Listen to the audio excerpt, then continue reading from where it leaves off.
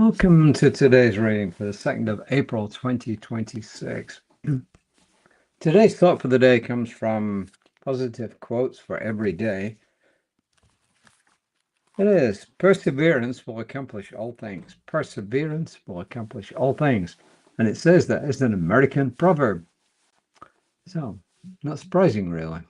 Most famous people said that, right? Perseverance is everything, or I forgot now. Anyway, so here we go. Today's reading is called Deeper Than the Static. Yesterday's reading by Jeffon Seely, our writer this month, told us a story about his son and the cloud and how he kind of made use of that in his message.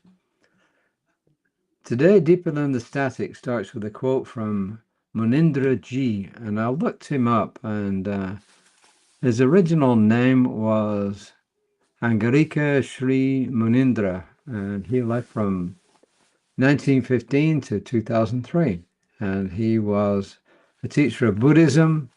He was a member of the Theravada Buddhist part, and he taught Vipassana meditation.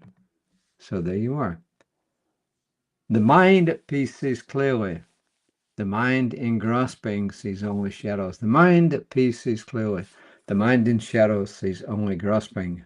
Munindra Ji. And this is Ernest Holmes from The Science of Mind textbook, page 86.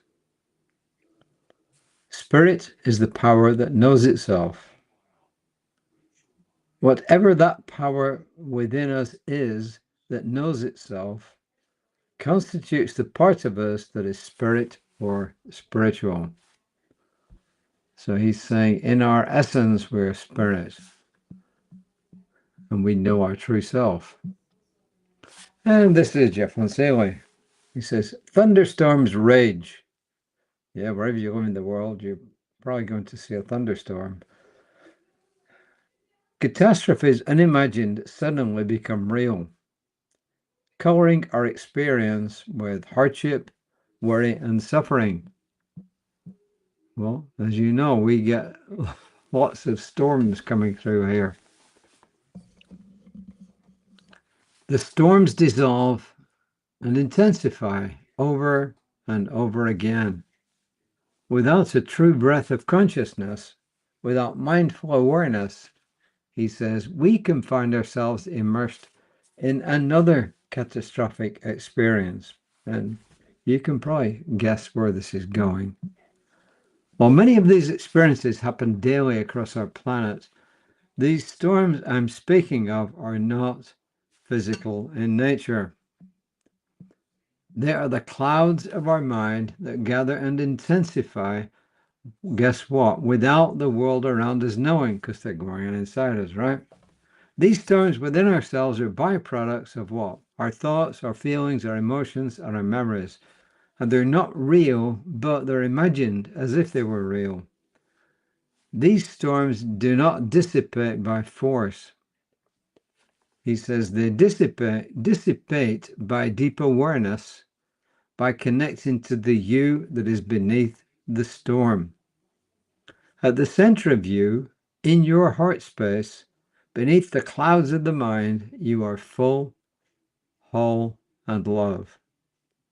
Existing in this place, centered and aware, the clouds in your mind are fleeting. No thought overpowers you, for you there in the sacred temple of yourself are the thinker, and you are free.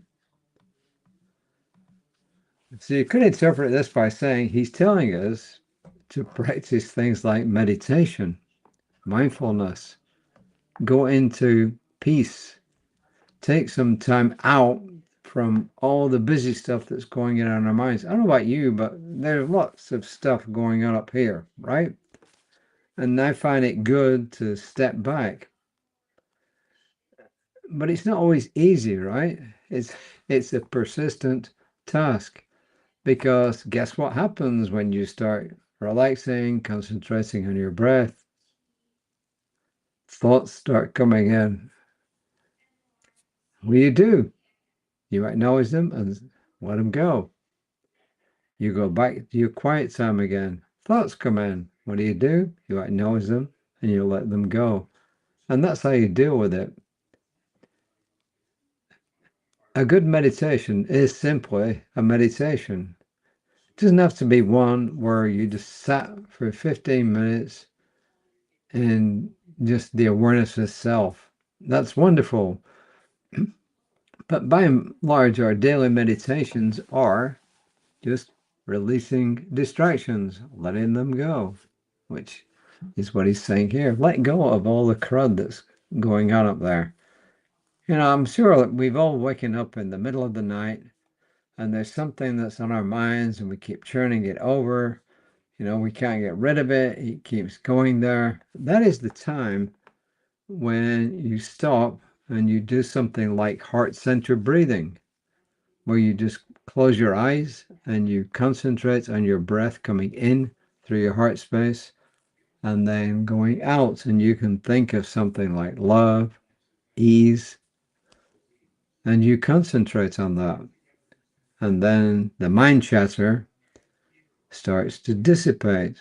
And if it comes back, you return to concentrating on your breath again. And it dissipates and it comes back, then you concentrate on your breath again. And it's the way it goes. Yeah?